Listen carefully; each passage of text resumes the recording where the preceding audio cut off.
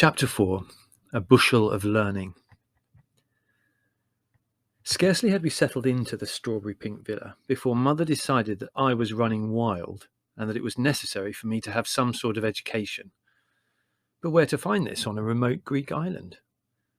As usual, when a problem arose, the entire family flung itself with enthusiasm into the task of solving it. Each member had his or her own idea of what was best for me, and each argued with such fervour that any discussion about my future generally resulted in an uproar. "Plenty of time for him to learn," said Leslie. "After all, he can read, can't he? I can teach him to shoot, and if we bought a boat, I could teach him to sail." "But dear, that wouldn't really be much use to him later on," Mother pointed out, adding vaguely, "unless he was going into the merchant navy or something." "I think it's essential that he learns to dance," said Margot, "or else he'll grow up into one of those awful tongue-tied hobbledehoys." "Yes, dear, but that sort of thing can come later. He should be getting some sort of grounding in things like mathematics and French, and his spelling's appalling." "Literature," said Larry with conviction. "That's what he wants, a good solid grounding in literature. The rest will follow naturally. I've been encouraging him to read some good stuff." "But don't you think Rabelais is a little old for him?" asked Mother doubtfully. "Good clean fun," said Larry airily. "It's important that he gets sex in its right perspective now." "You've got a mania about sex," said Marlowe primly. "It doesn't matter what we're discussing, you always have to drag it in." "Well, what he wants is a healthy outdoor life. If you learn to shoot and sail," began Leslie. "Oh, stop talking like a bishop. You'll be advocating cold baths next."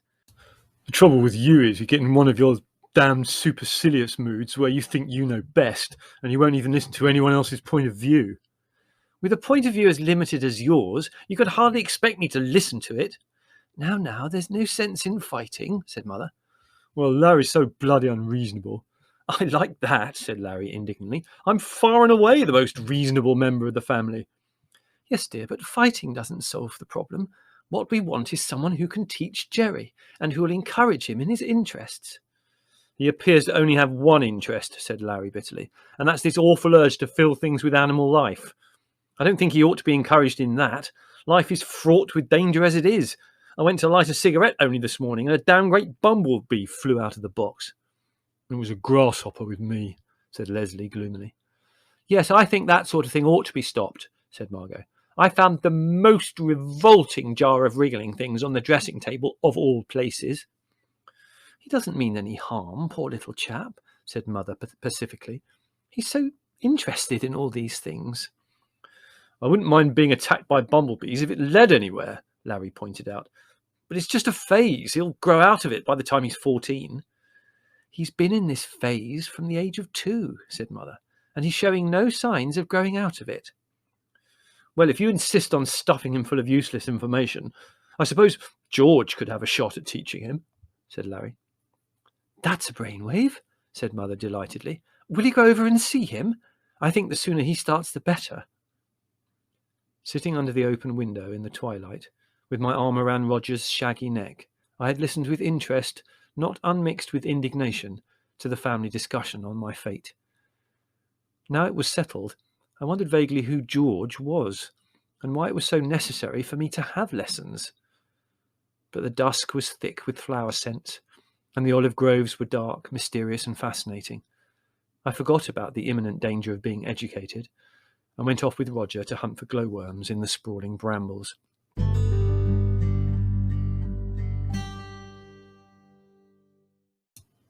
I discovered that George was an old friend of Larry's, who had come to Corfu to write. There was nothing very unusual about this, for all Larry's acquaintances in those days were either authors, poets, or painters. It was George, moreover, who was really responsible for our presence in Corfu, for he had written such eulogistic letters about the place that Larry had become convinced we could live nowhere else. Now George was to pay the penalty for his rashness.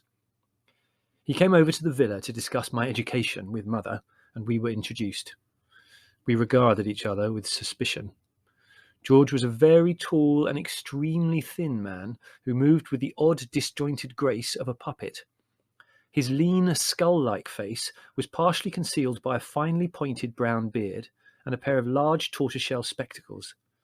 He had a deep, melancholy voice, a dry and sarcastic sense of humour. Having made a joke, he would smile in his beard with a sort of vulpine pleasure which was quite unaffected by anyone else's reactions. Gravely, George set about the task of teaching me. He was undeterred by the fact that there were no school books available on the island. He simply ransacked his own library and appeared on the appointed day armed with a most unorthodox selection of tomes. Somberly and patiently, he taught me the rudiments of geography from the maps in the back of an ancient copy of Pear's Cyclopedia, English from books that ranged from Wilde to Gibbon, French from a fat and exciting book called Le Petit Larousse, and mathematics from memory. From my point of view, however, the most important thing was that we devoted some of our time to natural history, and George meticulously and carefully taught me how to observe and how to note down observations in a diary. At once, my enthusiastic but haphazard interest in nature became focused, for I found that by writing things down, I could learn and remember much more. The only mornings that I was ever on time for my lesson were those which were given up to natural history. Every morning at 9, George would come stalking through the olive trees, clad in shorts, sandals, and an enormous straw hat with a frayed brim, clutching a wedge of books under one arm, swinging a walking stick vigorously. "Good morning. The disciple awaits the master agog with anticipation, I trust," he would greet me, with a saturnine smile. In the little dining room of the villa, the shutters would be closed against the sun, and in the green twilight, George would loom over the table, methodically arranging the books. Flies, heat-drugged, would crawl slowly on the walls or fly drunkenly about the room, buzzing sleepily. Outside, the cicadas were greeting the new day with shrill enthusiasm. Let me see, George would murmur, running a long forefinger down our carefully prepared timetable. Yes, mathematics. If I remember rightly, we were involved in the Herculean task of discovering how long it would take 6 men to build a wall if 3 of them took a week. I seem to recall that we have spent almost as much time on this problem as the men spent on the wall. Ah, well, let us gird our loins and do battle once again. Perhaps it's the shape of the problem that worries you, eh? Let's see if we can make it more exciting. He would droop over the exercise book pensively, pulling at his beard. Then, in his large, clear writing, he would set the problem out in a fresh way. If it took 2 caterpillars a week to eat 8 leaves, how long would 4 caterpillars take to eat the same number? Now, apply yourself to that. While I struggled with the apparently insoluble problem of the caterpillar's appetites, George would be otherwise occupied. He was an expert fencer, and was at that time engaged in learning some of the local peasant dances for which he had a passion. So while waiting for me to finish the sum, he would drift about in the gloom of the room, practicing fencing stances or complicated dancing steps, a habit that I found disconcerting, to say the least, and to which I shall always attribute my inability to do mathematics. Place any simple sum before me, even now, and it immediately conjures up a vision of George's lanky body swaying and jerking around the dimly lit dining room. He would accompany the dancing sequences with a deep and tuneless humming, like a hive of distraught bees. Tum-ti-tum-ti-tum, tiddle-tiddle-tum-ti-dee, left leg over, 3 steps right, tum-ti-tum-ti-tum-ti-dum, back round, down and up, tiddle-diddle-um-ti-dee, he would drone as he paced and pirouetted like a dismal crane. Then suddenly the humming would stop. A steely look would creep into his eyes, and he would throw himself into an attitude of defence, pointing an imaginary foil at an imaginary enemy. His eyes narrowed, his spectacles a-glitter. He would drive his adversary back across the room, skillfully avoiding the furniture. When his enemy was backed into a corner, George would dodge and twist around him with the agility of a wasp, stabbing, thrusting, guarding. I could almost see the gleam of steel. Then came the final moment, the upward and outward flick that would catch his opponent's weapon and twist it harmlessly to one side, the swift withdrawal, followed by the long, straight lunge that drove the point of his foil right through the adversary's heart. Through all this, I would be watching him, fascinated, the exercise book lying forgotten in front of me. Mathematics was not one of our more successful subjects. In geography, we made better progress, for George was able to give a more zoological tinge to the lesson. We would draw giant maps wrinkled with mountains, and then fill in the various places of interest, together with drawings of the more exciting fauna to be found there.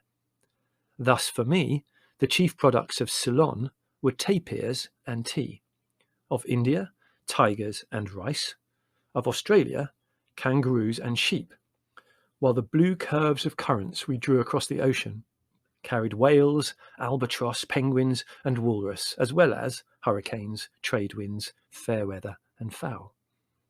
Our maps were works of art. The principal volcanoes belched such flames and sparks one feared they would set the paper continents alight. The mountain ranges of the world were so blue and white with ice and snow that it made one chilly to look at them. Our brown sun-drenched deserts were lumpy with camel humps and pyramids, and our tropical forests so tangled and luxuriant that it was only with difficulty that the slouching jaguars, lithe snakes and morose gorillas managed to get through them, while on their outskirts emaciated natives hacked wearily at the painted trees, forming little clearings, apparently for the purpose of writing coffee or perhaps cereals across them in unsteady capitals. Our rivers were wide and blue as forget-me-nots, freckled with canoes and crocodiles.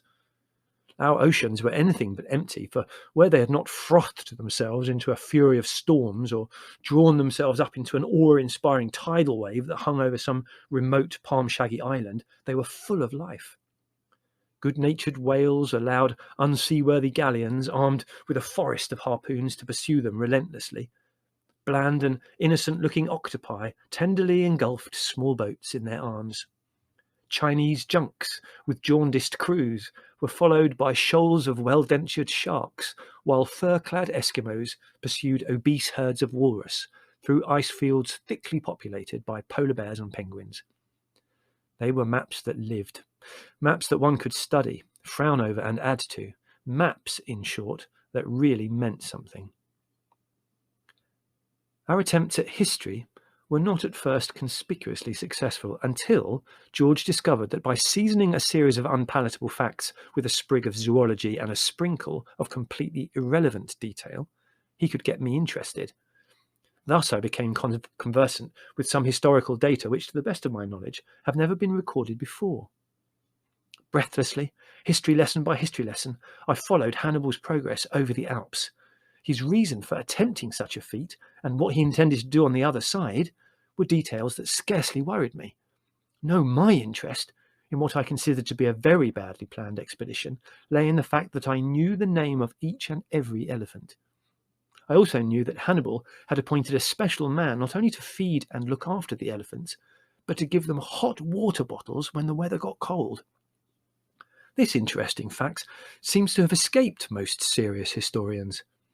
Another thing that most history books never seem to mention is that Columbus's first words on setting foot ashore in America were, "Great heavens, look, a jaguar!" With such an introduction, how could one fail to take an interest in the continent's subsequent history?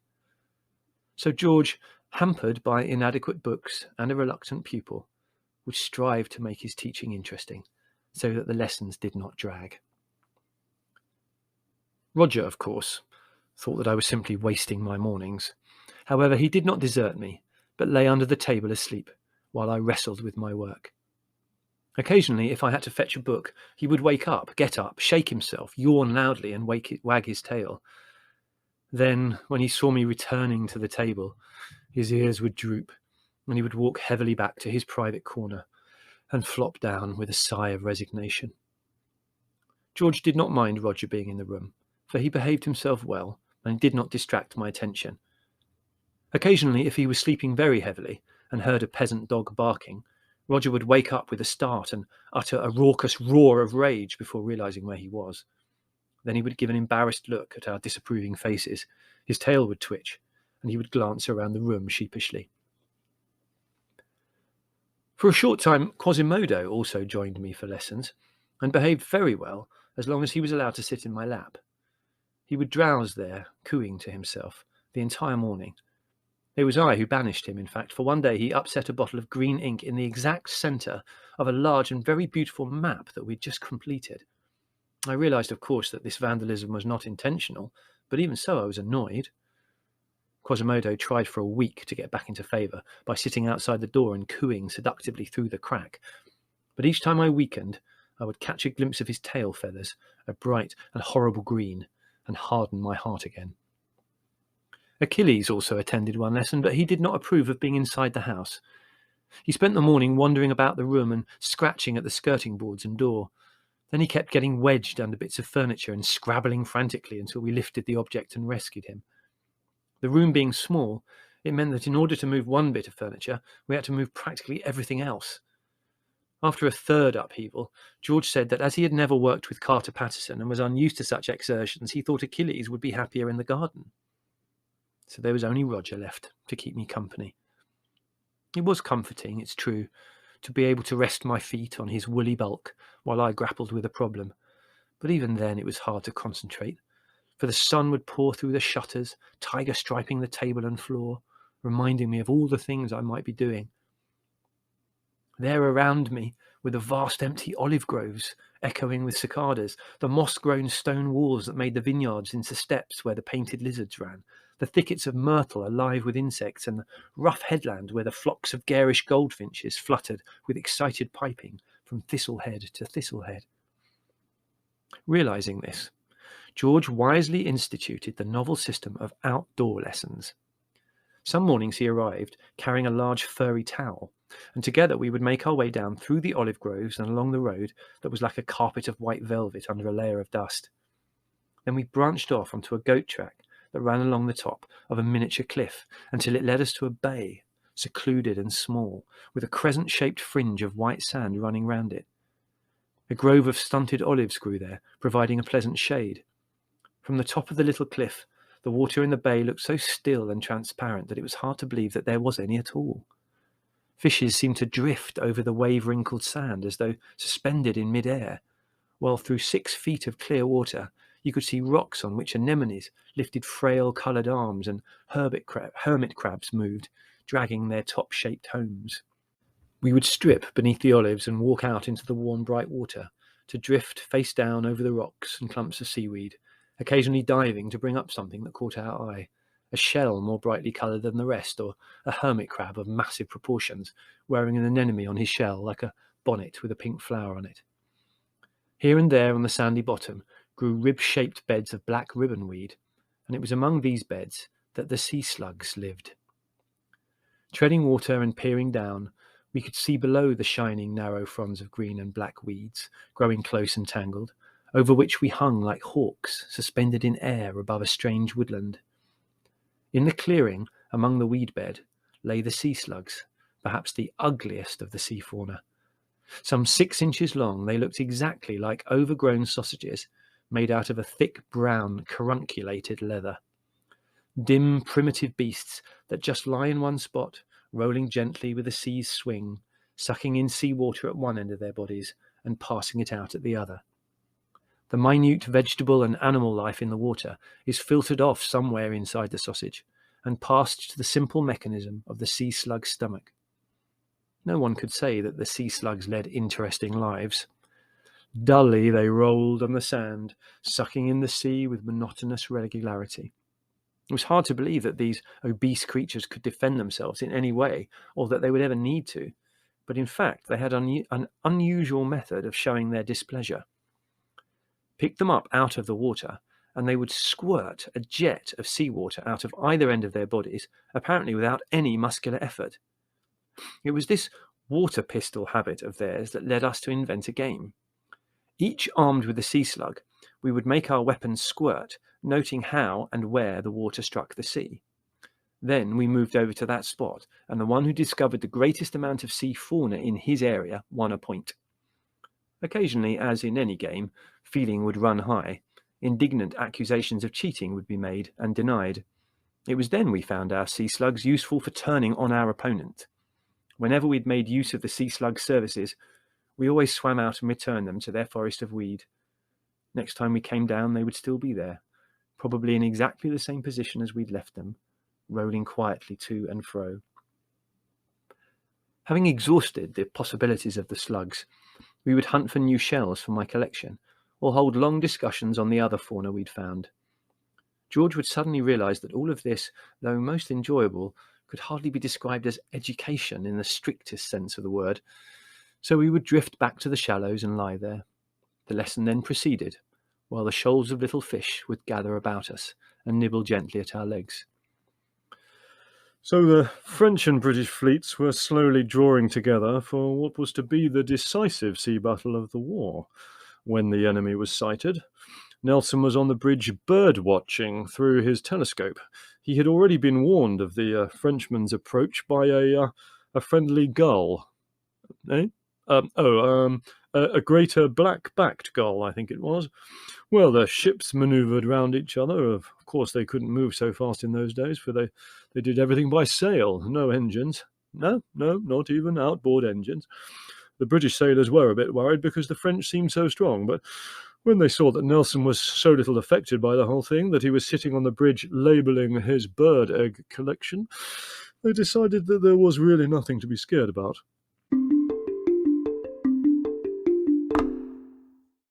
The sea was like a warm, silky coverlet that moved my body gently to and fro. There were no waves, only this gentle underwater movement, the pulse of the sea, rocking me softly. Around my legs the coloured fish flicked and trembled and stood on their heads while they mumbled at me with toothless gums. In the drooping clusters of olives, a cicada whispered gently to itself. And so they carried Nelson down below as quickly as possible, so that none of the crew would know he'd been hit. He was mortally wounded, and lying below decks with the battle still raging above, he murmured his last words, "Kiss me, Hardy." And then he died. What? Oh, yes. Well, he had already told Hardy that if anything happened to him, he could have his bird's eggs. So that, though England had lost her finest seamen, the battle had been won, and it had far-reaching effects on Europe. Across the mouth of the bay, a sun-bleached boat would pass, rowed by a brown fisherman in tattered trousers, standing in the stern and twisting an oar in the water like a fish's tail. He would raise one hand in lazy salute, and across the still blue water you could hear the plaintive squeak of the oar as it twisted, and the soft clop as it dug into the sea.